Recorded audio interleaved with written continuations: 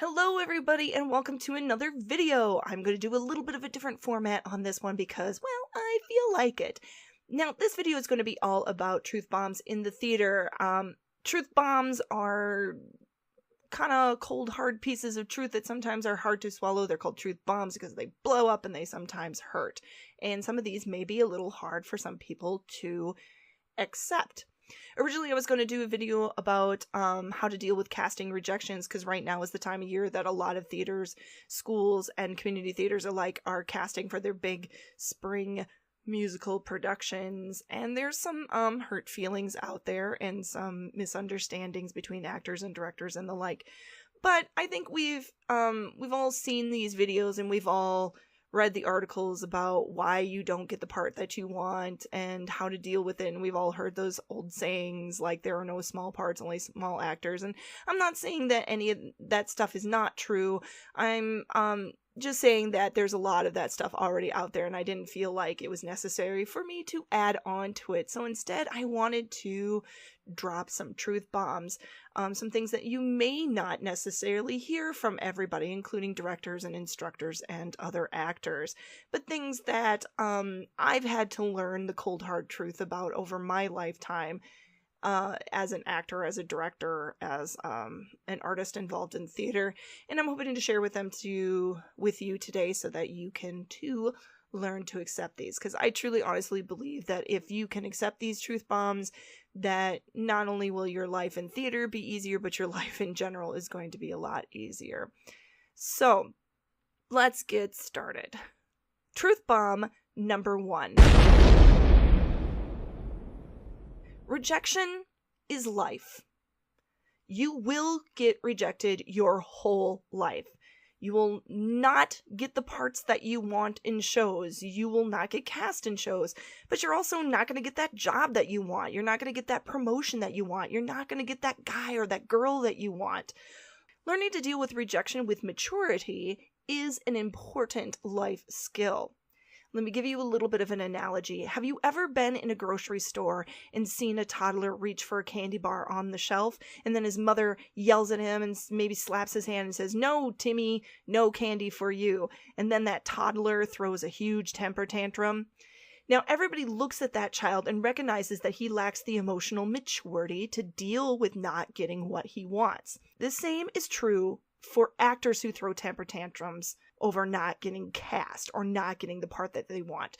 Directors and other actors, for that matter, recognize that that person lacks the emotional maturity needed to be in a show or needed to be involved in theater in general. And as a result, they are less likely to consider them for shows in the future. So don't be Timmy, don't be the toddler. Truth bomb number 2. This one's going to involve a little bit of a graphic here, and let me show you. First of all, we have this picture of space. See space, isn't it pretty with all the stars? Ooh. Now let's add a little bit of a solar system to this. Here we go, and bink, there's our solar system. I'd like to take just a minute to point out some parts of this solar system here. First of all, this right here. See that big blue ball right there? What is that? What is that orb floating there in space? That's right. It's the world. That's the world. Very good. See, you're following along. Now, what about this thing right here? This bright, shiny thing that you see in the sky that the world is revolving around. That's right. It's not you. The world does not revolve around you. The world does not revolve around you. That bears repeating multiple times. The more you can accept this as reality, the happier you are going to be. This not just relates to theater, but this relates to life in general. The moment you stop seeing yourself as the center of the universe and start seeing yourself as a small part of a greater whole, of something bigger than yourself, the better your life is going to become. You will not only be able to accept the negative things that come your way, like rejection, you will become more in tune with others and develop a stronger bond with people. In general, you're going to become happier. Truth bomb number 3. Theater is not socialism. Theater is not socialism. I am not Bernie Sanders, making sure that everyone has a chance to share the spotlight. That is not how theater works. You don't get to play the lead because it's your turn. You get the lead because you've proven that you are capable of doing so. And yes, there will be the same actors that will get the leads over and over and over again, and it will not seem fair. But theater is not fair. It is a competition, and you need to prove that you are the better choice over those people. And yes, that is going to be hard, and a lot of people do not succeed at it. But that is how theater works. Now, to tie into this a little bit, the other saying I've heard recently is that theater is not a meritocracy, which means that people who are actually deserving of the credit don't always get it. And man, is this ever true. You can be the most talented actor in your school or in your community, but you are not always going to get the leading roles. Theater is not a meritocracy. Theater is not socialism. Truth bomb number 4. Favoritism does exist. Kinda. Directors do often cast the same people over and over again. Directors do hire the same designers and the same choreographers, the same stage managers, and so on and over again. This is not necessarily favoritism. It's because that director has learned what works well for them. They've established a particular group of people that they recognize as not only having good work ethic, but whose personalities mix well with their own. Is this fair? Not really. Can it be difficult to break into that inner circle? Yeah, absolutely. But put yourself in their shoes for a moment. Put yourself in that director's shoes. If you were tasked with putting on the best production you can, wouldn't you want to work with the people you know would do a good job for you? Hiring or casting someone you don't know is taking a risk. And every director has horror stories about the time that risk blew up in their face. They are going to choose the sure thing over the unknown every single time. So, do you want to break into that inner circle? It is possible. What you need to do is prove to that director that you are capable and trustworthy, that you deserve to be part of that inner circle. And that is going to take a lot of hard work. I promise you, most of the people in that circle have had to start at the bottom too. They had to work hard to get in there, and so will you. Truth bomb number 5. Now this one is specifically for schools, for high schools and colleges, because I've never known this to be a thing in community theater or professional theater or otherwise. Seniority is a thing. If you are a freshman or even a sophomore, do not go into an audition expecting to get a leading role. And if your school is huge, you should not even go into that audition expecting to even get cast. Leading roles almost always go to seniors and juniors. Why? Couple reasons. A, they've proven themselves. And B, they're leaving. They were once freshmen too. They had to endure the pain and anguish of not getting cast or not getting the role that they wanted. They started at the bottom just like you. But they're leaving. You will have a chance to get those bigger parts in the next few years. They, on the other hand, will not. This is their last chance. So let them have their moment. Now, having said that, there are always exceptions. Sometimes a freshman or a sophomore will get a leading role, but it doesn't happen often. If it happens to you, if you are that freshman or that sophomore that gets a big part, do not mess it up. That director, as I've said before, has taken a chance with that decision. They are taking a risk with you, so make sure that you are proving yourself worthy of it. Truth bomb number 6. Jealousy makes you unlikable. It's okay to be disappointed. It's okay to grieve. It's okay to feel rejected. But the moment that disappointment turns to jealousy, You've crossed the line from understandable to unlikable.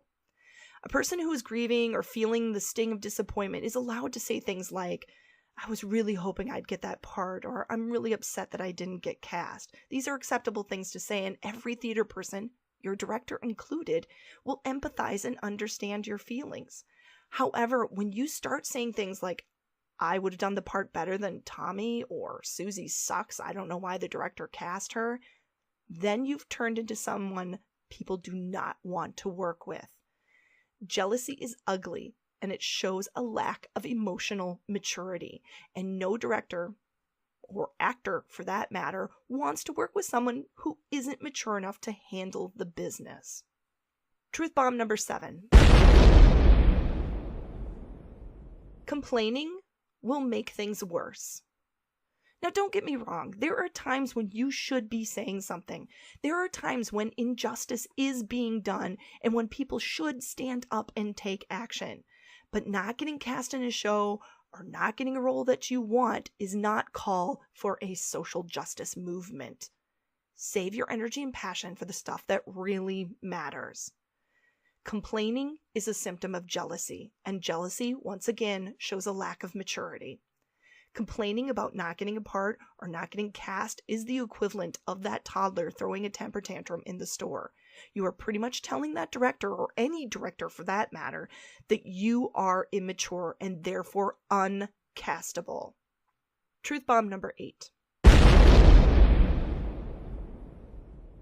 Your reputation will precede you, and bad reps travel faster than good. Here's a little tip. Don't talk bad about people behind their backs, especially not directors. Nobody gossips more than theater people, and that person will hear about it. Directors, designers, crew members, actors, everyone, they all talk to each other.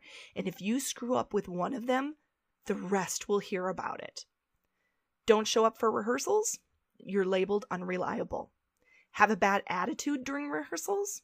You're labeled immature. Act like you're better than everyone else? Well, then you're a prima donna. Complain all the time? You're a drama queen. Talk smack about other people? You are a horrible person. These will all precede you to an audition. Your reputation will precede you. So make sure it is a good one. Truth bomb number 9.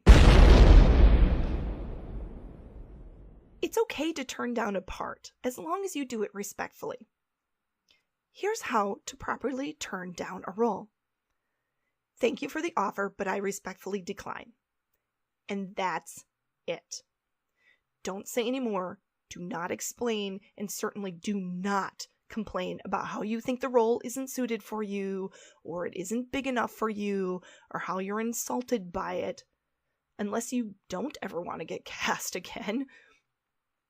We all have our reasons for not wanting to take a role. If you don't make it personal, then a director is not going to take it personally. Now, there are some exceptions here. If you need to turn down a role, even though you wanted it, say something came up, a scheduling conflict, an illness in the family, something like that, then feel free to express to the director, I really appreciate the offer. Unfortunately, I'm going to have to decline for this reason, but I do hope to work with you someday. This way, you're telling the director that you are turning down a role for something that is out of your control and not because you are a temperamental actor. Truth bomb number 10. The audition is not as important as you think. It's not all about showing you have the talent for the role. It's about proving that you are worthy of the role. You could absolutely nail an audition, but if you have a history of being a terrible actor to work with, you're not getting the role you want. You may not even get cast. You could absolutely knock it out of the park at an audition, but if that director has never worked with you before, you still might not get the part. You could be the most talented person who shows up for that audition, but if you come unprepared like you don't have your monologues memorized, or you don't bring sheet music for the accompanist, you clearly didn't practice ahead of time, then you will most likely not get the part you want. Directors are not just looking for the right talent, they are looking for the right people. Attitude and personality will win out over talent every single time. Truth bomb number 11. It's not the director. It's you.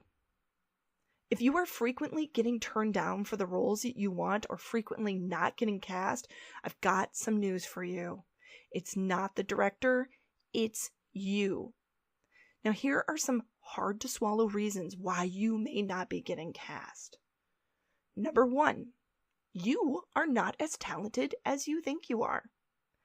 You may have been told that you were the best when you were trying out for shows at your school or in your small town. But when you come to play with the big dogs, it's a different story. There is going to be more talent to compete with. I see this all the time. Kids who get their leads in their high school productions, and then they go off to some big college and they don't even get cast, and then they wonder why. But here's some good news. You can change that. You can get out there, take classes, take lessons, take as many roles, any role that is offered to you. Get out there and get some experience. Learn. Always be improving. Keep working at it. And one day you will be able to run with the big dogs too. Reason number 2 why you may not be getting cast. The director doesn't know you. Like I've said before, a director takes a risk every time they cast somebody they don't know. Sometimes it works out well, but sometimes it turns into the biggest mistake they've ever made. If the director doesn't know you, then they are less likely to cast you. But again, there's some good news. You can give them an opportunity to get to know you by getting involved any way you can and as much as you can. So take those small roles, show up for rehearsals, work hard, and prove that you are worthy of that bigger part. If you don't get cast, then volunteer behind the scenes, join the crew, and again, show up for rehearsals, work hard, and prove that you are worthy of being cast. Reason number 3 why you may not be getting cast. And this one is going to be harsh. The director doesn't want to work with you. This one is a hard pill to swallow because nobody likes to be told that someone doesn't like them. But there is a chance that that is what is keeping you from getting those bigger roles, or more likely from getting cast at all. Somewhere along the line, that director has decided that you are not a good person to work with. Maybe they heard it from another director, maybe they heard it from other actors, or maybe they've worked with you in the past and you disappointed them.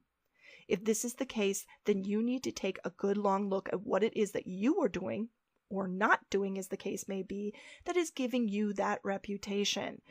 It could be that you are the type of person that people do not want to work with. Maybe you have poor work ethic. You don't show up for rehearsals, or you don't put any effort in when you are at rehearsals. Maybe you have a personality that clashes with a lot of people. Do you complain a lot? Do you talk about other people behind their back? Do you brag about how much better you are than others?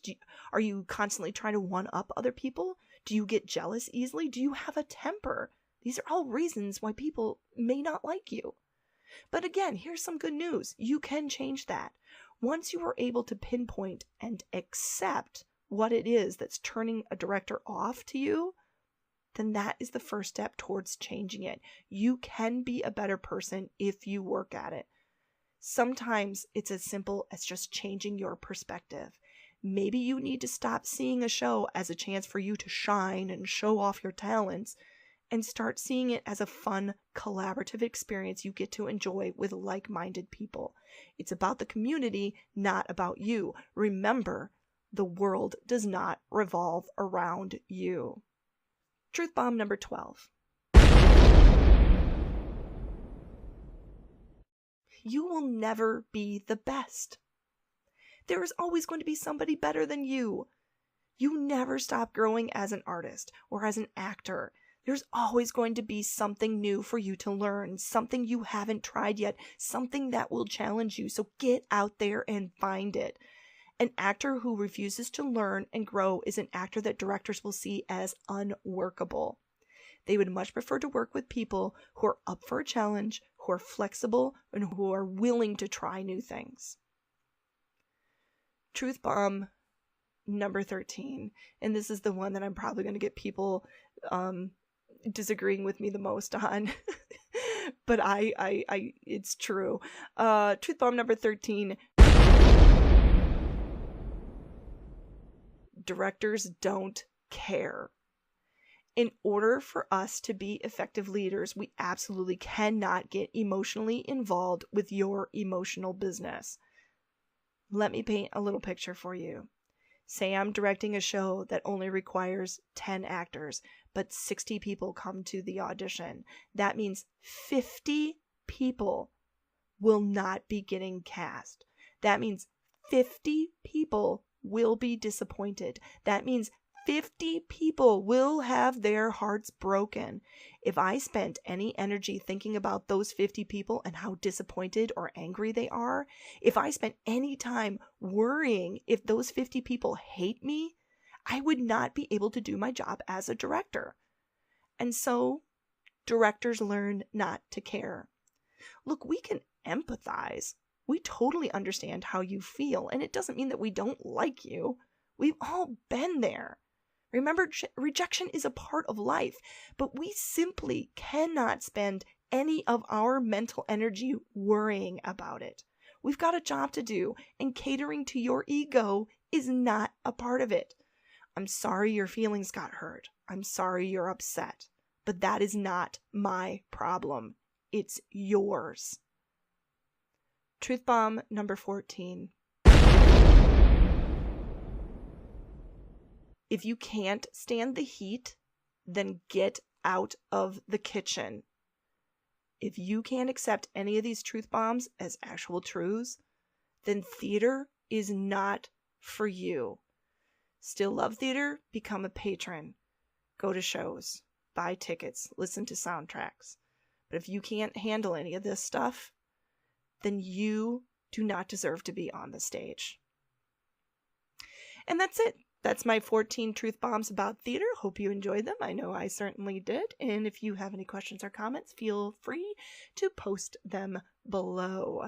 Thank you, and see you next time.